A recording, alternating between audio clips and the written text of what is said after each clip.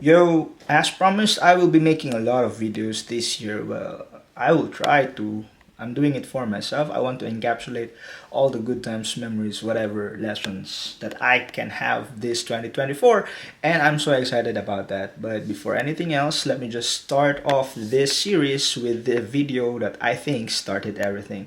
It jump started my career as an illustrator in the Department of Education. It also jump started my opportunities to be in Deped TV and eventually me ending up here in America.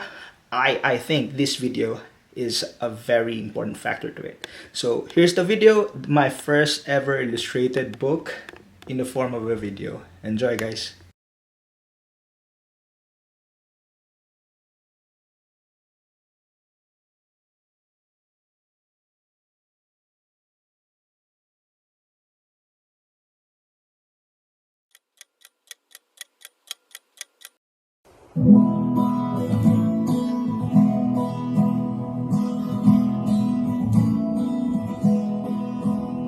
Manood, makinig, matuto.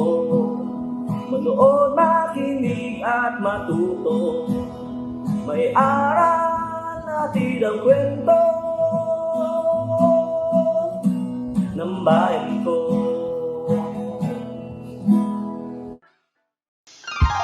Magandang araw!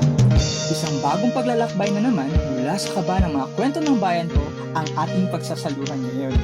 Ako si Sir Arvel at ito naman si Charm na maghahatid sa inyo ng mga kwentong kapupulutan ng aral.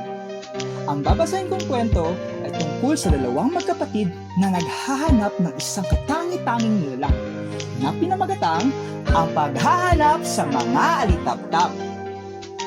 Ito ay ginuhit at isinulat ng inyong handog at ako rin ang magbibigay buhay sa anyo ng multimedia. Handa na ba kayo maglakbay sa kaba ng mga kwento ng bayan ko? Halina! Charm! Pag-hi sa sila ha! Hi! Kakita na kag-alitap-tap? Tungga siga-siga na, kuya? Oo, aninipot ba? Wala naman kayo, kuya. Sayang, no? Kaya nga tong kwento manggod karon, mahitungod ani mga alitap-tap, okay? Sige, sige. Paghahanap sa mga alitap-tap. Abala sa panonood ng telebisyon si Kyle ng gabing yun. Ilang oras na siyang nakatutok dito. Kyle! Tawag ng kanyang ate Gia. Ilipat na natin ang palabas. Kanina ka pa dyan sa cartoons mo. Ate, malapit na pong matapos ito, sandali lang.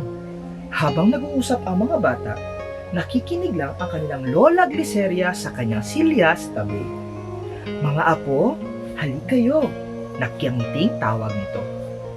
Pinatay agad ng batang lalaki ang telebisyon at umupo sa paanan ni lola. Agad namang sumunod si Gia. Ano po yun, Lola Gliceria? Tanong ni Kyle. Gusto niyo bang tayo ay maglaro? Ang nakangiting tanong ni Lola, may kislap sa kanyang mga mata. Opo, gusto namin! Masiglang sagot ng mga bata. Ngumiti si Lola Gliceria at hinawakan ang mga balikat ni Gia at Kyle, saka nagpatuloy sa pagsasalita.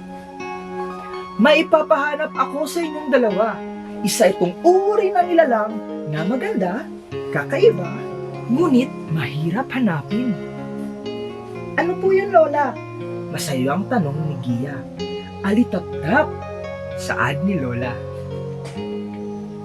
Nagsimula na sa paghahanap ang dalawang bata. Umakyat si Kyle sa kanyang kwarto. Sumilip siya sa kama at aparador, ngunit wala siyang nakitang alitap-tap. Si Gia naman ay tumakbo palabas ng bahay. Puro poste lang ng ilaw ang naroroon. Wala ring alitap-tap. Pumunta siya sa kusina at nakita si Nanay Gladys. Nanay, bakit mahirap pong hanapin ang mga alitap-tap? Tanong ni Gia sa kanyang nanay na nagluluto. Kasi may ilaw pa, sagot ni Nanay Gladys. Nagtaka si Gia. Ano kaya ang ibig sabihin ni Nanay? Bumalik sa sala si Gia at nakita si Kyle na kinakausap ni Lola Gliceria. Tinawag ni Lola si Gia. Kumusta? Tanong ni Lola. May nahanap ka ba? Lumabas po ako sa kalsada pero wala pong alitap-tap doon. Ang malungkot na sagot ni Gia. Ako rin ate, wala akong nakita. Sagot din ni Kyle. Tumingin sa itaas si Lola Gliceria na tila may malalim na iniisip at saka siya nagsalita ng muli. Mga apo, huwag kayong sumuko agad dahil laging may pag-asa. Ngayon, subukan nyo na maghanap na muli. Naghawak kamay ang magkapatid at patakbong tinungo ang kanilang bakuran. Ate, baka nagtatagos na sila ng mga damo. Oo nga, Kyle. Tingnan mo, pagsang-ayon ni Gia. Masusing naghanap ang mga bata. Pati ang mga damo ay kanilang tiningnan. Ang mga ilaw sa poste ang kanilang liwanag. Sinilip ni Kyle ang ilalim ng mga damo, ngunit tanging mga langgam at iba pang maliliit na insekto lang ang naroroon. Wala siyang nakitang kahit isang alitap-tap. Kyle! Sigaw ng ate niya. May nakita ako!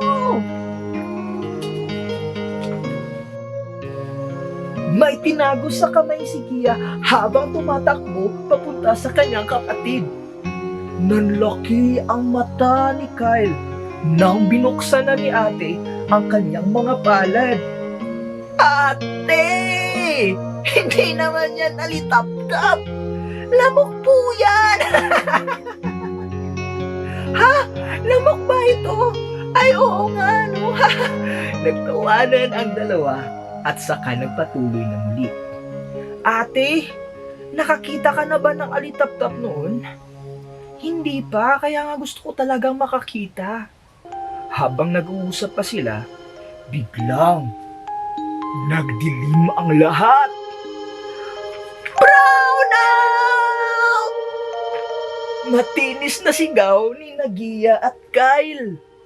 Pinuntahan ni Nanay at Lola Gliceria ang dalawa. Huwag kayong matakot, sabi ni Nanay Gladys. Mga apo ko, sabi ni Lola. Tingnan niyo, oh. Tumilat ang mga mata nila at namangha sa nakita. Mga alitap-tap! Sabay na sigaw ng dalawang bata. Sa gitna ng kadiliman, may mga mumunting ilaw sa kanilang bakuran na tila mga bituin. Sabi ni Lola, minsan, kailangan muna nating mabalot sa dilim para tunay natin makita ang liwanag na ating hinahanap. Ngumiti ang mga bata, sabay yakap kay Nanay at Lola. Naganahan ka sa story, Charm? Oo, kuya. Wag nawala akong kahadlok sa dilim. Madlok kay kag dilim. Oo, kuya, oy. Madlok kag dilim. Di ba? Na-remember mo itong natulog ta diri sa una? Itong sila dito. Di ba? Ngit-ngit kayo, wala pa ni kurente, wala pa isuga. Unsa makita niyo sa gawas? Stars. Stars. Dagan kayo, no? Oo, kuya, oy. Alam man na. Kayo sahay sa kangit-ngit ug sa pinakahadlok. Dira nato makitaan ang mga gwapo nga suga. Mga gwapo nga kahayag. Salig lang. Salig lang.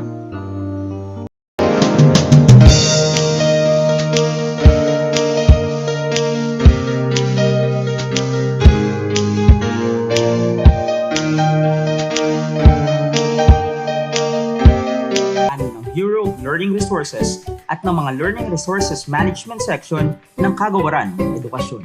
Manood, makinig, at matuto.